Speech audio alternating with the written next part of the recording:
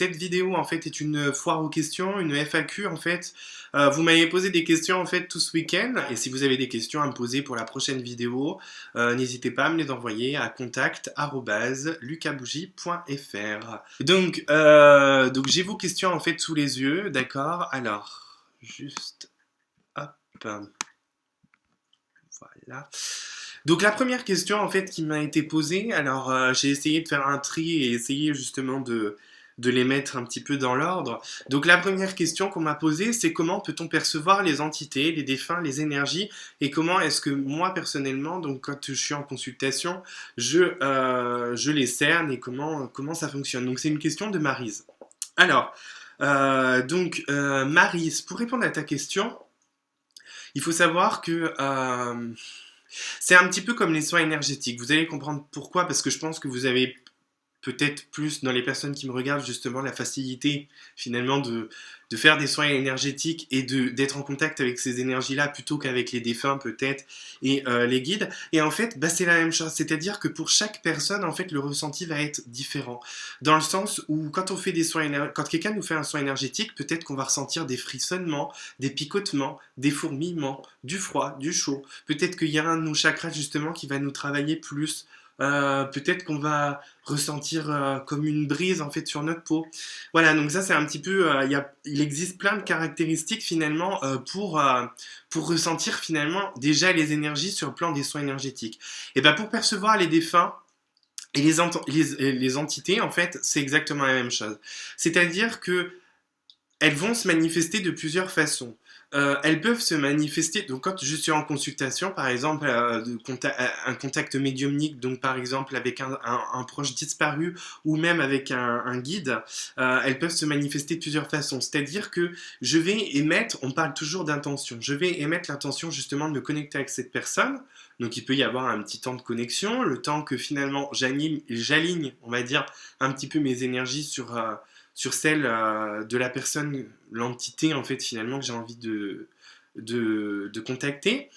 Et en fait, ben là, je vais commencer à avoir des informations qui me viennent. Alors, ces informations, elles vont venir soit sous forme de clairvoyance, soit sous forme de clairaudience. La clairvoyance, ça va se manifester en fait sous forme c'est ce qu'on appelle les flashs finalement.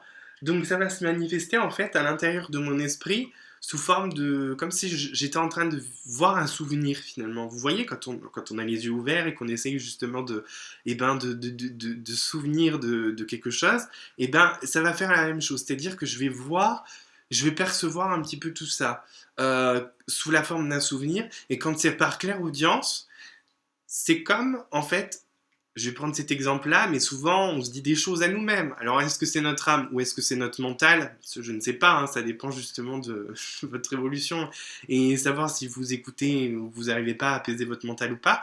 Mais cette petite voix à l'intérieur de vous que vous vous faites, en fait, c'est la même chose. C'est-à-dire que la clairaudience, c'est comme ça que je vais l'apercevoir et c'est comme ça qu'on peut l'apercevoir à l'intérieur de sa tête. Il faut savoir que la clairaudience, quand j'ai commencé, en fait, ça se manifestait avec ma propre voix à l'intérieur de ma tête. Donc forcément, ça peut porter à confusion, à prêter à confusion. Maintenant, plus on avance, plus on évolue, plus finalement on est en contact avec ces énergies, plus finalement on peut entendre aussi des nuances, par exemple une voix rauque, une voix jeune.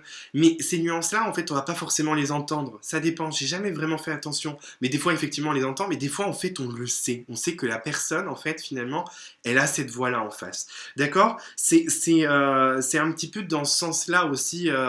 La clairaudience, c'est que voilà. Et je parle pour moi, mais je sais que la clairaudience peut se manifester aussi de façon physique, c'est-à-dire l'entendre dans l'oreille, d'accord? La clairvoyance, c'est pareil. La clairvoyance, on peut voir. Moi, j'arrive par clairvoyance, donc à percevoir les images à l'intérieur de moi, comme s'il s'agissait finalement d'un souvenir, mais aussi en fait, des fois, je vois les énergies. Alors, euh, c'est pas la même vision, d'accord? C'est pas je vois quelqu'un en chair et en os. C'est une vision un petit peu c'est un petit peu difficile. C'est un petit peu difficile à expliquer hein, du coup, mais c'est une vision un petit peu différemment. Par exemple, là, je suis en train de regarder quelque chose et je me demande d'ailleurs s'il n'y aurait pas quelqu'un. Mais voilà, il y a cette idée de sentir en fait. C'est pas forcément avec les sens physiques, c'est plus dans le ressenti. C'est ce que je vous disais. On peut entendre une voix rauque, savoir que c'est une voix rauque, par exemple, pour un défunt, sans forcément l'entendre. C'est-à-dire qu'on le sait. Ben, en fait, ça va se jouer sur le ressenti, finalement. D'accord? Donc, c'est plus dans ce sens-là aussi qu'on peut les percevoir, les énergies. Mais vous pouvez faire l'exercice, on peut voir le prana, par exemple. Je pense au prana, c'est un petit peu l'énergie, finalement, qui nous entoure. L'énergie qui semblerait nous faire vivre justement cette énergie-là, le prana. Vous pouvez le voir quand il y a un ciel un petit peu bleu. Il ne faut pas regarder le soleil, bien sûr. Un ciel bleu ou gris, et ben vous faites le flou, c'est-à-dire vous fixez pas un point précisément, vous laissez aller votre regard, donc ça va être flou. Et là, vous allez voir des petits points d'énergie finalement qui bougent rapidement. Ça, c'est le prana. Ça, vous pouvez. C'est un exercice facile pour justement voir par exemple une des énergies qui est le prana. Donc voilà comment on peut percevoir les énergies. Après par exemple quand je vous scanne, on va dire que je regarde un petit peu vos problèmes énergétiques, c'est pareil, je vais voir par clairvoyance, c'est-à-dire par exemple je vais voir comme s'il y avait une silhouette transparente et je vais voir en fait finalement que sur un de vos chakras, il y a une énergie qui bloque. Ou alors, des fois, en fait, on fait un point. C'est comme si je voyais une silhouette transparente. Et finalement, j'ai un point lumineux à un endroit. Et là, ça veut dire, ah, attention, Lucas, là, il y a un petit problème d'énergie. Voilà comment on peut percevoir et voir finalement, voir un petit peu les énergies. C'est vraiment quelque chose, là, je parle plus pour mon cas, mais c'est vraiment quelque chose de vaste. Et ça peut être, voilà, les défunts, les entités, les énergies, on peut vraiment les percevoir de différentes manières. Ça peut être dans de la fumée, ça peut être dans dans des objets finalement, qu'un objet justement forme quelque chose et qui fait que justement, on voit, enfin, on se retourne et on a l'impression de ressentir et de voir quelque chose. Hein, c'est pas anodin. Moi, ça m'est déjà arrivé de pouvoir décrire. J'ai un chapeau en fait en décoration qui est contre mon mur. Et à un moment, j'avais une consultante et je sais pas pourquoi, mais je voyais un défunt dans le chapeau. Je voyais, on voyait vraiment. Enfin, je sais pas si tout le monde le voyait, mais en tout cas, moi, dans ce que j'avais, c'est comme si, en fait, finalement, c'est qu'un support. Tu vois, Marie, c'est comme si, en fait, tout pouvait être support. C'est-à-dire que dans ce chapeau, qui était un petit peu un support, j'arrivais finalement avec les courbes du chapeau, avec comment c'était fait et tout, à décrire finalement la personne physiquement. Tu vois. Donc, c'est très. Voilà, on peut utiliser des supports ou pas, mais en fait ça dépend. Des fois, par exemple, je vois des espèces de boules d'énergie en fait qui frétillent, comme la neige sur la télé. Je vois que ça frétille en fait en énergie. C'est la même chose, par exemple. C'est aussi une perception de l'énergie. Il y a plein de perceptions en fait différentes. Par exemple, des fois, quand je suis en consultation, je ressens comme si le défunt était un petit peu en moi, à ma place, et je ressens des picotements ou des pics là où il y avait des problèmes de maladie ou des problèmes énergétiques au niveau de la santé, ça me pique finalement. J'ai des petits pics comme ça, pas normal. Donc voilà comment on peut ressentir les défunts. On peut les ressentir d'une multitude de façons en fait. Les défunts ou les entités, on peut les ressentir justement d'une multitude de façons. D'accord? Alors ensuite, donc est-ce qu'on est toujours sûr qu'il s'agisse du bon défunt? Comment est-ce qu'on le sait? Ça c'est toujours ta question, Maryse. Comment on sait que c'est le bon défunt? Alors, ça m'est jamais arrivé en consultation, quand j'étais vraiment enfin qu'il n'y avait qu'une personne en face de moi, qu'il n'y avait pas plusieurs personnes, je vais pas dire de me tromper, mais d'avoir le mauvais défunt, d'accord?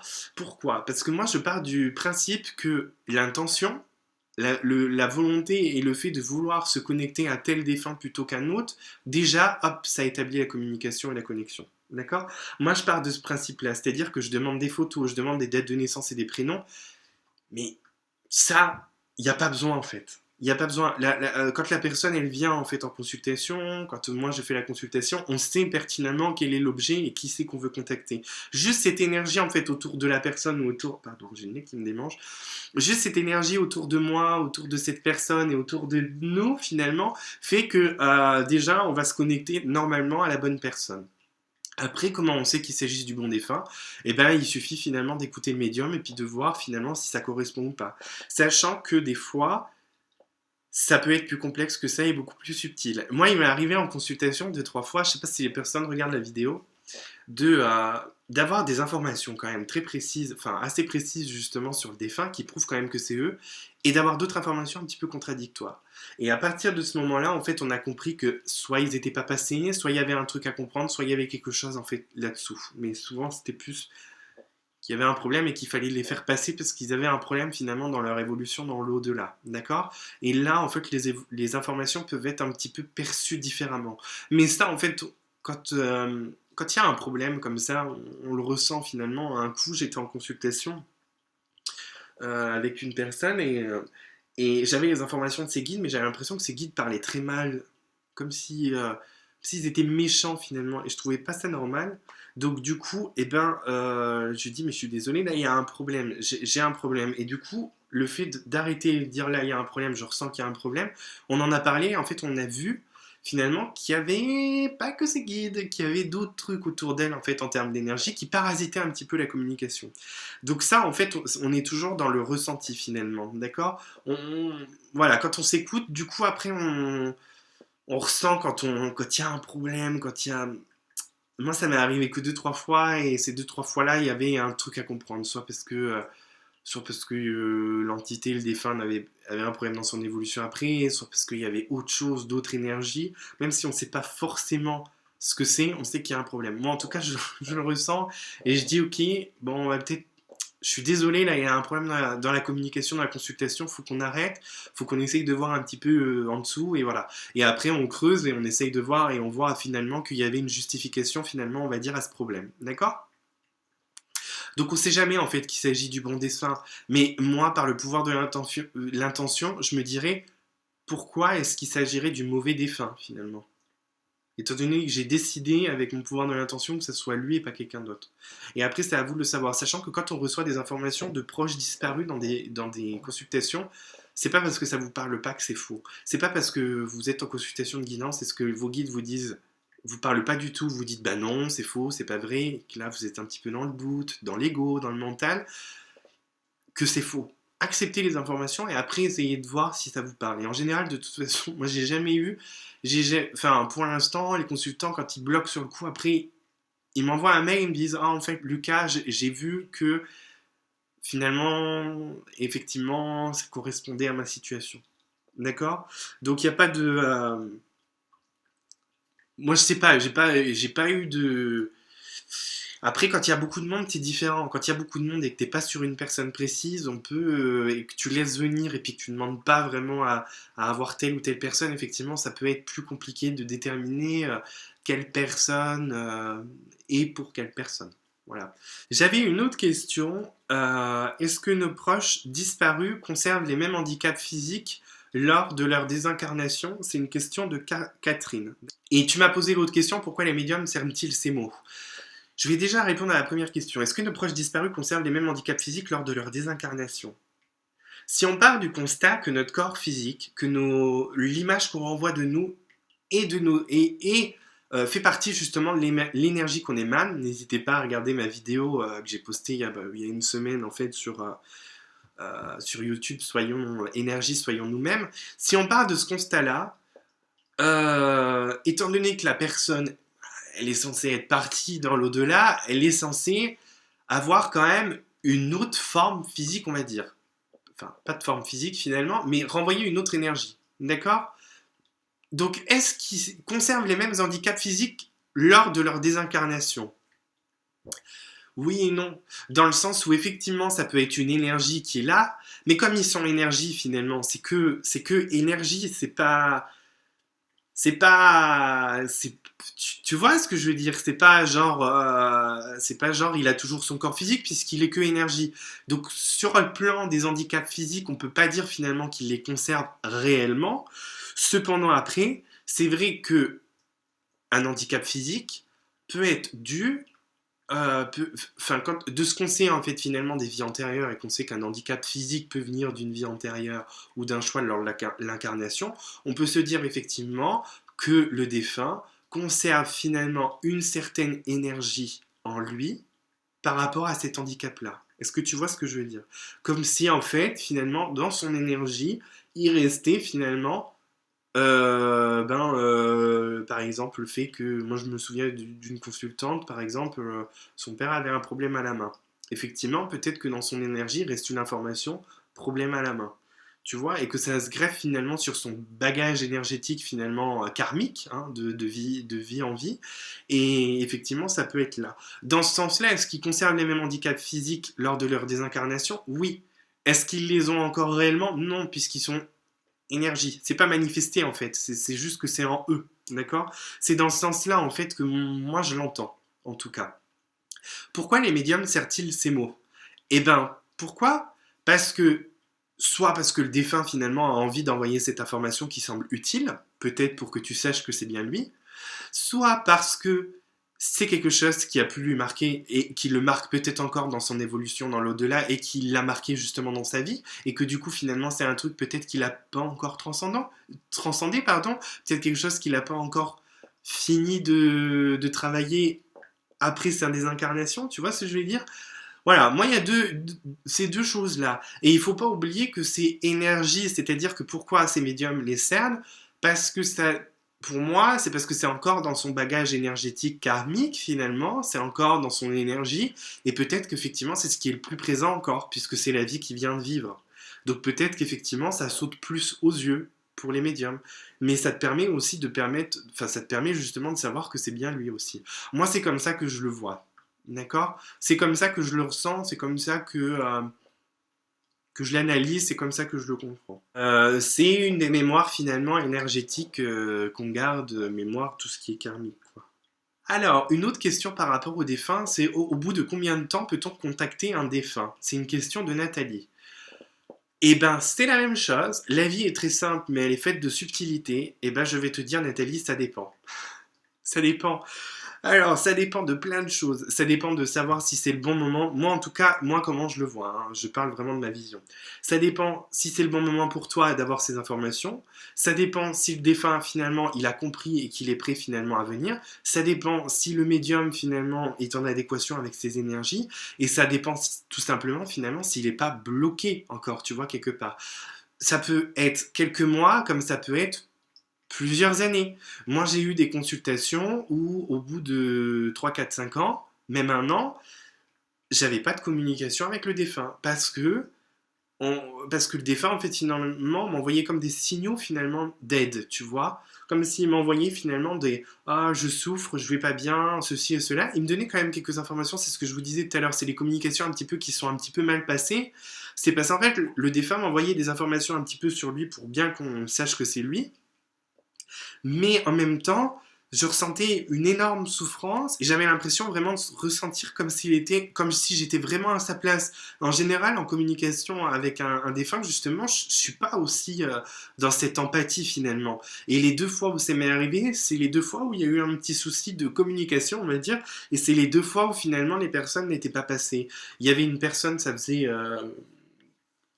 un an, et l'autre, ça faisait 5-6 ans, je crois. Ça dépend.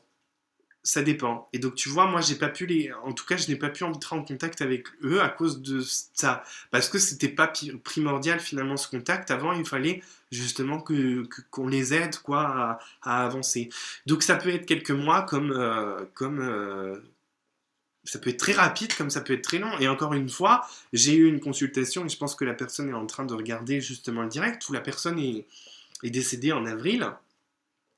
On a fait une communication il y a quelques semaines et c'était la personne, mais elle a tout de suite compris quoi. Elle est tout de suite passée à un stade d'évolution directe quoi. Elle est montée à pouf directement après dès qu'elle s'est désincarnée, hop, ça y est, on passe dans la lumière, on comprend, on avance. C'était assez fulgurant quoi. C'était impressionnant. On a été surpris tous les deux avec la consultante, mais voilà, donc il n'y a pas de il y a pas de temps finalement, hein. Beaucoup de personnes disent il faut attendre quelques mois, il faut attendre quelques années, il faut attendre.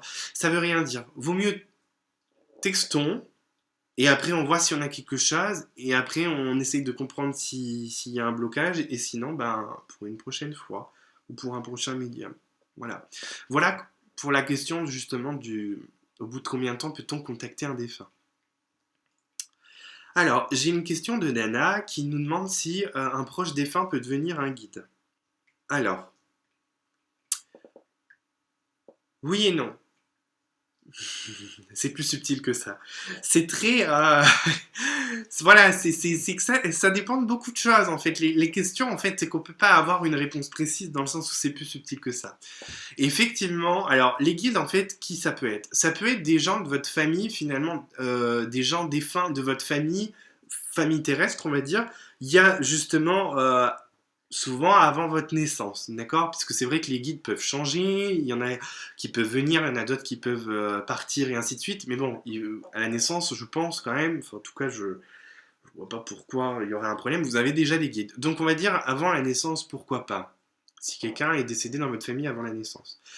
Cependant, il faut que cette personne, en fait, ait finalement un lien spirituel avec vous, une envie justement de vous guider. En fait, d'après ce que je ressens, d'après ce que j'ai lu et d'après mes connaissances, c'est comme si en fait vous aviez conclu un pacte finalement avec vos guides. C'est comme s'il y avait un lien, cette envie justement je crois que c'est Émilie de Dieu qui en parle sur son blog. C'est un blog que je disais l'année dernière. Elle raconte jour par jour en fait son éveil spirituel. Donc n'hésitez pas à regarder. Elle s'appelle Émilie de Dieu.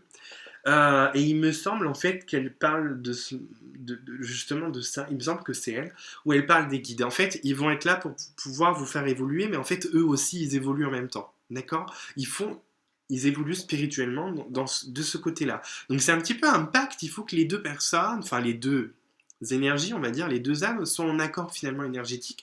Donc effectivement, ça peut être un défunt s'il y a vraiment un truc qui vous lie. Mais un guide, ça peut être aussi quelqu'un de votre famille spirituelle.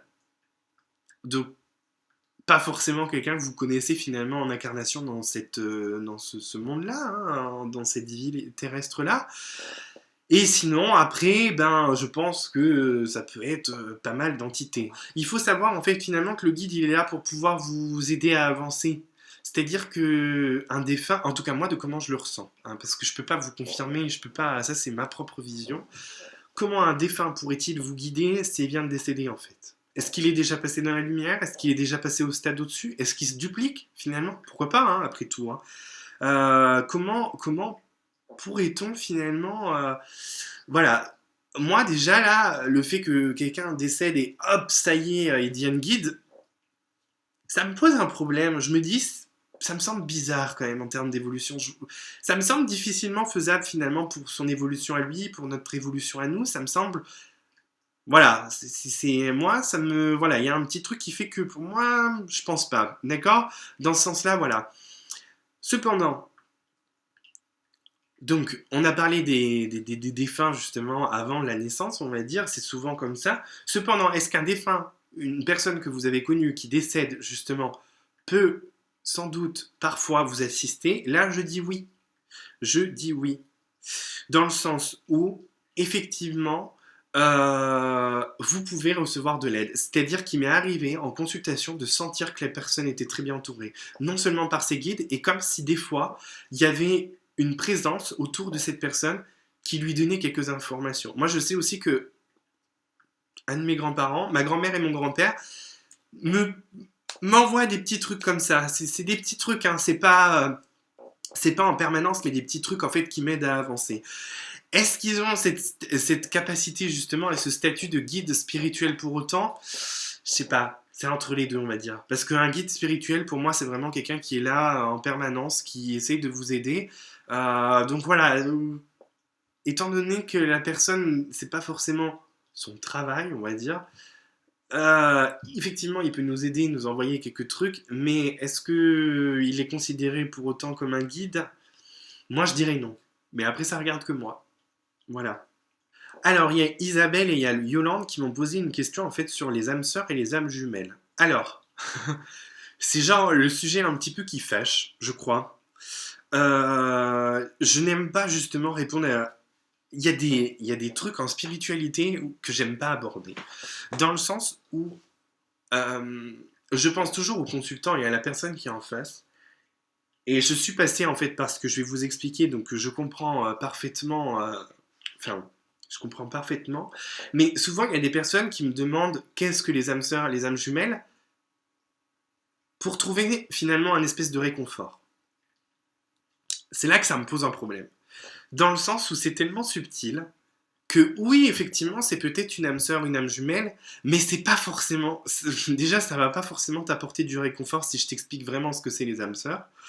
Et, euh, et donc voilà, c'est que il faut pas que vous pouvez, enfin, faut pas se dire ouais, c'est une âme sœur, c'est une âme jumelle, c'est génial. Si vous faites ça justement, moi là voilà, ça me bloque. Si vous faites ça justement pour obtenir un réconfort et un soutien, ça va être compliqué. Dans le sens où c'est plus subtil que ça. C'est pas parce qu'une personne que vous allez avoir en face, que c'est une âme sœur ou une âme jumelle, que ça y est, c'est magnifique, c'est bon. Et que vous serez toujours ensemble pour la vie et qu'il n'y aura pas de rupture. C'est pas dans ce sens-là qu'il faut le voir. C'est vraiment ça que... Voilà, c'est pour ça que ce genre de questions, ça me... C'est compliqué dans le sens où il y a tout et n'importe quoi, mais pour moi, je vais vous expliquer ce que c'est. Les âmes sœurs, les âmes jumelles, c'est quoi? Pour moi, déjà, c'est des liens spirituels karmiques, ou liens spirituels ou liens karmiques. C'est comme si vous aviez un lien spirituel entre vous et une autre personne. C'est-à-dire que c'est une personne dans cette vie en fait que vous allez rencontrer, il y a comme un lien entre vous. Peut-être que vous faites, on va dire, que vous faites partie de la même famille spirituelle. Vous avez des choses à vous apporter. N'oubliez pas qu'une situation négative, normalement, est quelque chose qui va aussi vous apporter. Une relation destructrice, un conflit, est aussi quelque chose qui va vous apporter. Donc, c'est qu'il y a un lien. Cependant, une âme sœur, il y en a plein. Il y a plein d'âmes sœurs différentes. Il y a effectivement des relations qui vont, surtout quand c'est passionnel, sentimental, souvent les âmes sœurs, quand on ressent qu'il y a un lien, c'est plutôt destructeur. Dans le sens où c'est comme si vous aviez des choses dans une... Vous vous étiez connu dans une vie précédente, ou avant votre incarnation, et vous avez pas vécu un truc, ou pas totalement, et il faut le résoudre. Voilà. Et donc forcément, dans cette vie, bah, ça va clasher, ça va partir en live, hein. Il va y avoir un problème. Donc voilà un petit peu au niveau... Les âmes sœurs, c'est souvent un petit peu destructeur, surtout sur le niveau sentimental. N'oubliez pas qu'une âme sœur, ça peut être aussi votre patron, ou un collègue, votre meilleur ami, considéré comme un frère finalement, des rencontres que vous allez faire, vous allez vous dire c'est bizarre, cette personne, elle est là dans ma vie à un moment. Il y a comme un truc spirituel qui fait qu'on pense à la même chose. Moi, en 2 ans de mon éveil, je me suis rendu compte que j'avais 4, 5-6 personnes finalement de mon entourage, mais pas du tout sentimental, hein, qui justement, pour moi, ont un lien spirituel et karmique avec moi. C'est des personnes que j'ai déjà rencontrées ailleurs. Âmes sœurs ou pas, je ne sais pas, il y en a qui sont positives, il y a des âmes sœurs qui sont des relations aussi de guérison pour apporter quelque chose l'un à l'autre, mais voilà, et les âmes jumelles, c'est la même chose. Enfin, dans le sens où l'âme jumelle, on aurait tendance à dire que c'est comme si en fait votre énergie s'était séparée en deux. C'est comme si en fait vous étiez jumeaux d'énergie. Les âmes jumelles, c'est un petit peu ça finalement. Donc forcément, il semblerait qu'on ait plusieurs âmes jumelles dans ce monde, comme si finalement, bah, plusieurs jumeaux énergétiques, si on peut dire ça comme ça, et effectivement, on peut rencontrer, et là, ça peut être quelque chose justement qui nous complète finalement. Voilà.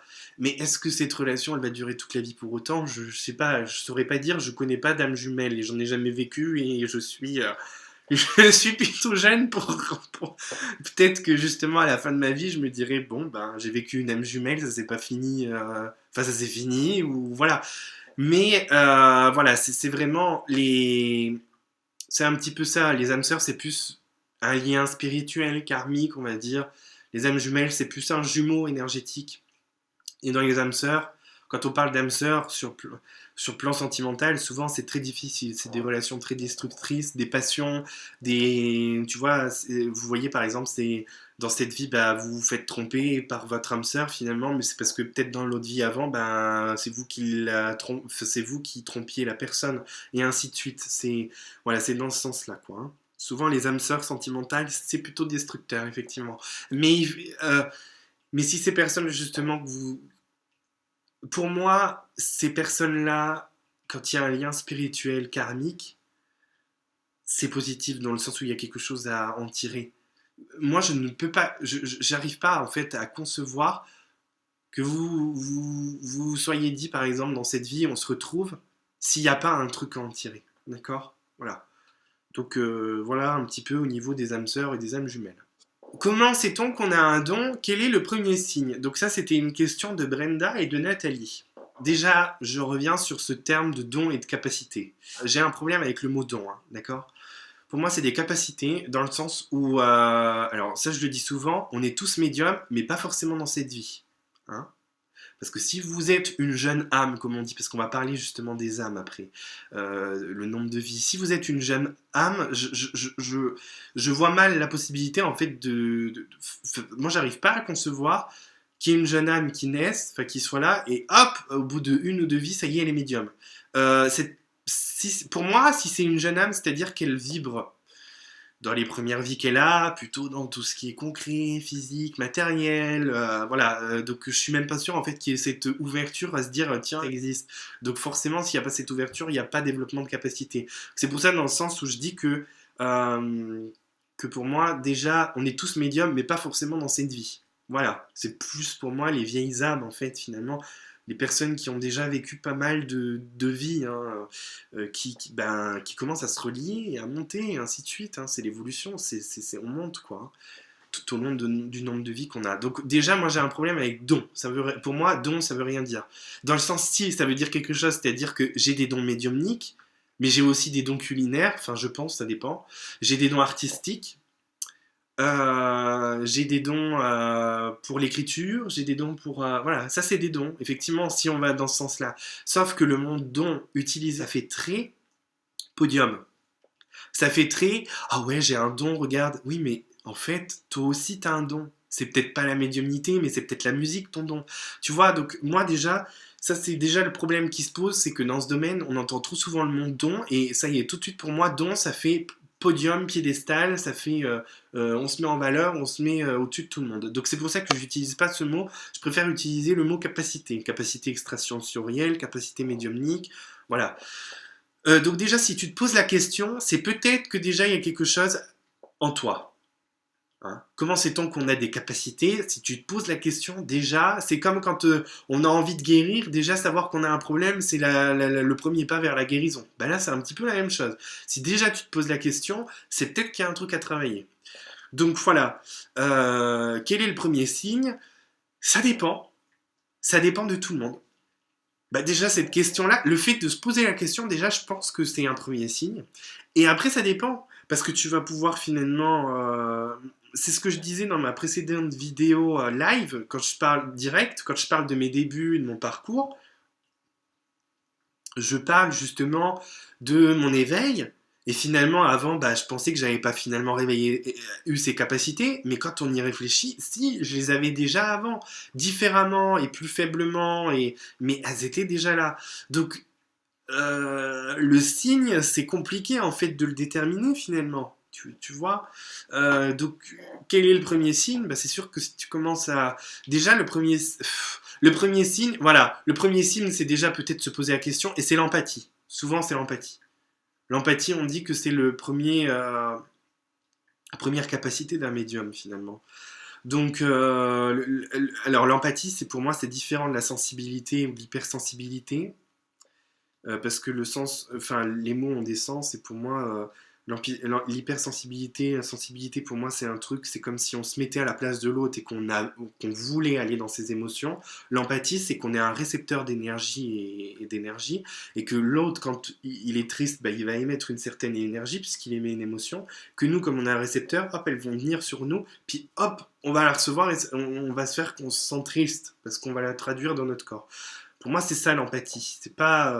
C'est le fait de pas décider de se mettre à la place de quelqu'un d'autre, mais d'y être un petit peu forcé parce qu'on capte les énergies. Donc voilà, c'est dans ce sens-là, en fait, les signes. C'est plus subtil que ça, on peut pas bloquer, en fait, des choses. Le mental aurait tendance à mettre les choses dans des cases. En spiritualité, développement personnel, énergie, on peut pas. C'est ce que je pense que vous avez vu depuis le début de la vidéo, c'est qu'à chaque fois que vous allez peut-être certaines personnes vont se dire derrière, ouais mais en fait, Lucas, en fait, il sait rien, il dit ça, et puis ça peut être ci, puis ça peut être ça. Oui mais non, mais parce que justement, le problème, c'est que ça peut être énormément de choses, qu'il n'y a pas de cases. Que effectivement nous en tant qu'humains, avec notre ego, notre mental, on veut mettre les choses dans les cases, sauf que en spiritualité, quand on s'ouvre, après on s'ouvre à quelque chose où effectivement il n'y a plus de limites, il n'y a plus de murs, il n'y a plus de cases.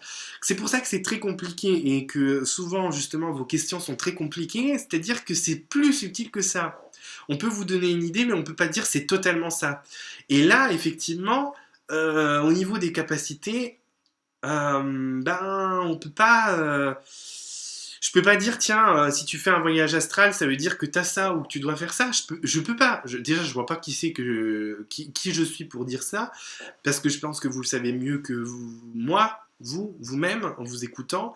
Et en plus de ça, c'est tellement subtil. Ça dépend de votre vie, de votre vécu, de ce que vous avez envie de faire, de vos peurs, de vos blocages.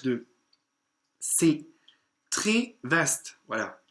Alors, peut-on réellement développer notre sens spirituel au fil du temps pour communiquer avec des entités défuntes? C'est une question de Catherine. Bah, tu peux développer ton sens spirituel au fil du temps, c'est-à-dire avancer. Est-ce que tu vas devenir médium dans cette vie? Bah, je peux pas te le dire. Je peux pas te dire. Ça dépend de toi, ça dépend de comment tu vas avancer. Est-ce que c'est prévu que tu avances rapidement? Est-ce que c'est prévu que tu t'ouvres plus? Est-ce que c'est prévu que tu aies ce genre de communication? Est-ce que c'est prévu que... je sais pas. Je peux pas te dire oui ou non. Je peux pas dire oui ou non en fait finalement à cette question. C'est trop... Ce que je disais, c'est trop subtil et ça dépend énormément de choses. Mais oui, en tout cas, c'est possible étant donné que je n'étais pas du tout dans ce domaine-là et qu'en 2 ans, en faisant un énorme travail personnel et spirituel sur moi, je peux arriver à faire justement de la communication médiumnique. Donc oui, ça doit être faisable. Est-ce que c'est faisable? Moi, je dirais oui. Est-ce que tu vas forcément le faire pour autant? Peut-être pas. Voilà, voilà, c'est là où elle est la subtilité. Mais n'oublie pas que tu peux demander et recevoir des signes et des synchronicités. Mais pareil, ça va dépendre de ton ouverture spirituelle et de ton niveau de conscience et de comment toi tu vois la loi de l'attraction, les synchronicités, et comment toi tu demandes à un défunt ou à l'univers quelque chose et comment tu vas recevoir la réponse. Tu vois, je peux pas te dire oui ou non parce que ça dépend que de toi finalement. Et de toi, je pense de toi avec ta conscience, mais aussi de toi dans ton inconscience avec ton âme finalement. Pardon, je reviens à la question d'Elodie qui nous dit donc devenir médium ne fait pas partie d'un chemin de vie, on le devient juste en élevant notre taux vibratoire. Non, non, justement, qui te dit que tu vas devenir médium en élevant ton taux vibratoire? Peut-être que tu seras pas médium. Donc oui, Elodie, pour moi, c'est est-ce que tout le monde peut devenir médium, Elodie? Oui. Dans cette vie-là, pas forcément. Tu vois, je peux pas répondre autre chose. Donc tu vois, par rapport à ce que tu me demandes, Elodie, oui et non, ça dépend. C'est... Oui, enfin moi je pense que ça fait partie d'un chemin de vie hein, quand même. Hein. Je pense que ça... Mais est-ce que ton chemin de vie c'est aussi d'être médium finalement et d'aider quelques amis? Ou alors est-ce que c'est d'en faire ton métier? Tu vois, c'est plus subtil que ça finalement. Vous pouvez pas justement... vous pouvez pas cantonner les trucs dans des cases. C'est pas possible en fait. Je sais pas comment vous... Je comprends après que vous ayez des questions, c'est normal, puis c'est le but du jeu aussi avec cette vidéo, mais moi en tout cas, de ce que je ressens, de ce que je vois, je peux pas répondre à cette question aussi nette et précise. Mais effectivement, Elodie, moi je dis souvent, oui on peut l'être, parce que moi je pense que si tu l'es pas dans cette vie, tu l'y seras dans peut-être 5 vies futures. Parce que oui, le but c'est quand même qu'on évolue et qu'on a cette conscience. Enfin, si on regarde le schéma de la vie, quel est le but de la vie? Bah, d'évoluer spirituellement, d'atteindre l'amour inconditionnel. Mais forcément, plus tu vas avancer, plus tu vas passer des paliers et ainsi de suite, tu vois. Donc oui, moi je pense qu'à la fin, quand on est une vieille âme, oui, on devient, je pense, médium. Parce que ça fait partie du cheminement. C'est plus dans ce sens-là qu'il faut le voir. Mais est-ce que c'est dans cette vie-là? Je peux pas te dire oui ou non. Oui, forcément, hein, Clochette qui nous dit est-ce que le fait d'être attiré par les cartes peut être un signe? Peut-être. C'est ce que je disais à Eliane, c'est que peut-être qu'on t'a mis les cartes pour ça, pour comprendre un truc, ou pas. Je peux pas le dire. Ça dépend d'énormément de choses.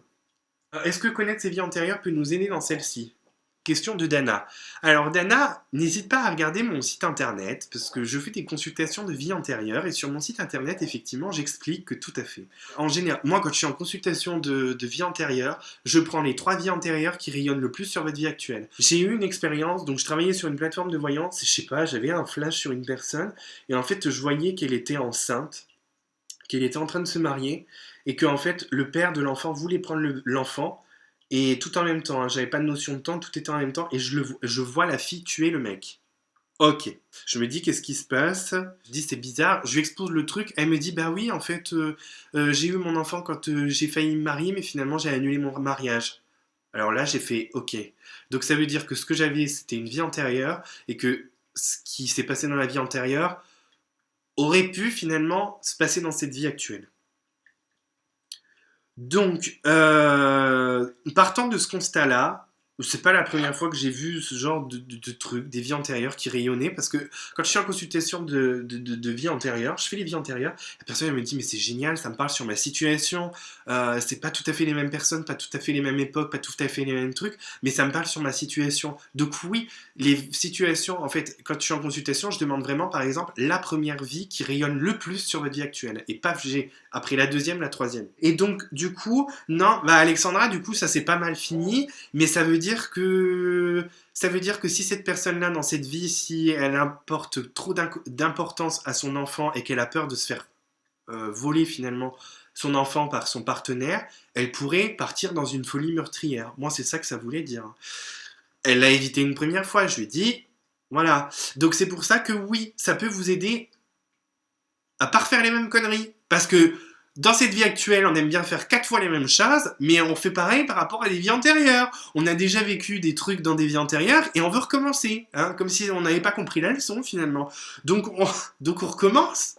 Ça vous permet en fait finalement de comprendre en fait dans votre situation actuelle une situation que vous avez pu vivre dans une vie antérieure et d'essayer de comprendre pourquoi. Parce qu'on peut avoir plus d'informations et de savoir comment. Mais non, justement, le fait, Maryse, de savoir comment ça s'est fini, on peut essayer de le changer dans le sens où on va essayer d'en tirer une leçon. Les vies antérieures vont vous permettre de mettre en lumière aussi des qualités que vous aviez dans des vies antérieures et que vous pouvez restituer dans cette vie-là, et des défauts que vous aviez dans cette vie, dans une vie antérieure, et qu'il faut faire attention dans cette vie actuelle que ça prenne pas le pas. Voilà un petit peu les vies antérieures. Donc effectivement, ça peut vous aider dans celle-ci. Est-ce qu'on peut connaître le nombre exact de vies qu'on a déjà vécues et peut-on savoir si on est en dernière vie? Alors, je vais prendre la question par la fin. Est-ce que tu es en dernière vie? Moi, de ce que je me fais de l'incarnation et de la vie, c'est une question de Stéphanie. Donc, ce que je me fais de la vision de la vie et de l'incarnation, c'est si on est en dernière vie, ok, peut-être que tu es le Dalai Lama, ou peut-être que tu es Mère Teresa, ou peut-être que tu es une de ces figures emblématiques qui, à mon avis, ont sans doute atteint l'illumination, comme on dit. Donc effectivement, si tu es une de ces personnes-là, peut-être que tu es en dernière vie, puis qu'après tu vas devenir guide spirituel, et puis peut-être que tu vois, peut-être que justement tu vas devenir un saint patron, enfin tu vois, moi je connais pas tout ça par rapport au maître ascensionné, mais c'est sans doute, oui, peut-être que c'est ta dernière vie, et encore, peut-être que finalement on pourrait se dire que bah, quand tu arrêtes dans cette dernière vie, tu vas passer, puis tu vas devenir guide spirituel, mais bon, je pense qu'il faut quand même un niveau d'évolution et de conscience pour pouvoir accéder à tout ça, hein, tout ce qu'on est en train de dire. Donc, est-ce qu'on peut savoir si c'est notre dernière vie? Si t'es vraiment spirituel, dans l'amour inconditionnel, oui, je pense que ça peut être un signe. Après, est-ce qu'on peut le savoir réellement? Je ne suis pas sûr. Peut-on connaître le nombre exact de vies qu'on a déjà vécues? Oui, tu peux, avec le pendule. Est-ce que ça peut être sûr? Je ne sais pas. Mais après, on peut dire si t'es une. On sent quand on est une jeune âme, une moyenne âme, on va dire, et une vieille âme. Voilà. Ça donne à peu près des tranches de nombre de vies, en fait. J'ai eu une question de Alexandra qui me demandait des informations, en fait, c'est pour finir, hein, sur la loi de l'attraction finalement, mais vue depuis les défunts ou les guides spirituels. Je lui ai dit, mais pourquoi est-ce que les informations que moi ou quelqu'un d'autre te donnerait seraient forcément moins bien que celles d'un défunt ou d'un guide spirituel? Je lui ai posé cette question. Je lui ai dit pourquoi. Alors, c'est une très bonne question, dans le sens où ça soulève un truc, ça soulève un petit peu cette idée de, je crois qu'on appelle ça la conscience collective, c'est-à-dire cette idée d'information en fait qui est disponible en tout temps, en tout lieu, un petit peu comme les annales akashiques finalement, cette grande bibliothèque où il y a tout dedans. Je comprends qu'en tant que humain, en tant que personne ancrée sur Terre, on puisse se dire non, mais c'est mieux si c'est un guide spirituel, un maître ascensionné ou un défunt qui me le dit plutôt qu'un humain comme moi. Il y a cette idée de, je peux comprendre, il y a cette idée de peut-être que c'est faux, peut-être qu'il se trompe. Ok, c'est vrai que en partant de ce constat-là, effectivement, on peut poser cette question. Mais dans le sens où, comment, je lui ai dit, comment crois-tu que ces informations me sont apparues? Est-ce que, je sais pas, j'ai eu l'idée de les inventer finalement? Est-ce qu'il y a un jour, je me suis dit, tiens, je les invente? Bah ouais, non. Ça s'est passé comment? Ça s'est passé que juste, j'ai pris conscience de ça, ou alors il y a eu une information qui est venue, ou alors quelqu'un m'en a parlé, et j'ai reçu cette information, et qu'en même temps que je l'ai expérimenté, j'ai compris comment ça fonctionnait. J'ai compris par moi-même finalement le fonctionnement de la loi de l'attraction. Et quand j'ai vérifié justement à d'autres personnes, un petit peu aussi dans mes consultations, avec les guides justement, les défunts qui donnent toutes ces informations, donnent des informations aux consultants, on se rend compte finalement que c'est bien comme ça que ça fonctionne. Donc à partir de ça, voilà. Est-ce que ces informations seraient mieux, plus valables ou plus détaillées? Pas forcément. Vous savez que les guides spirituels, des fois, ils sont très, pour certains trucs, ils sont très évasifs. Donc ça dépend vraiment. Et voilà, c'est ça qui est important, c'est quand vous avez une information justement de quelqu'un comme moi ou vous ou quelqu'un d'autre, n'hésitez pas à voir si ça fait écho en vous et si ça vous parle. Si ça vous parle, il y a forcément une chance quand même que la personne, ce qu'elle dit en face, peut-être que ça manque de détails, peut-être que ça manque de précision, peut-être que c'est pas totalement ça. Mais si ça vous parle, c'est que ça éveille quelque chose en vous. Peut-être que vous connaissez, que vous arrivez à réceptionner d'une autre énergie ou d'une conscience collective. Donc voilà pourquoi finalement les informations qu'on vous donne sur la loi de l'attraction, je vois pas pourquoi elles seraient erronées. Voilà. Peut-être qu'on peut les compléter, peut-être qu'on peut apporter une vision plus détaillée, mais sur le principe, voilà, c'est pas, c'est, voilà, c'est comme ça, c'est ce que j'ai noté, c'est pour moi, ce sont des choses qui coulent de source, qui coulent d'où, je ne sais pas, mais qui coulent en moi de source, voilà, voilà. Allez, je vais vous laisser, bonne soirée, bonne nuit. Si la vidéo vous a plu, n'hésitez pas à la partager sur les réseaux sociaux et à laisser un commentaire. Vous pouvez également vous abonner à ma chaîne YouTube pour retrouver toutes les vidéos que je posterai et même visiter mon site internet lucabougie.fr afin de prendre connaissance de mon travail et de vous abonner à ma newsletter pour recevoir les articles que je publie régulièrement sur mon blog. À très vite pour de nouvelles vidéos. Bye bye!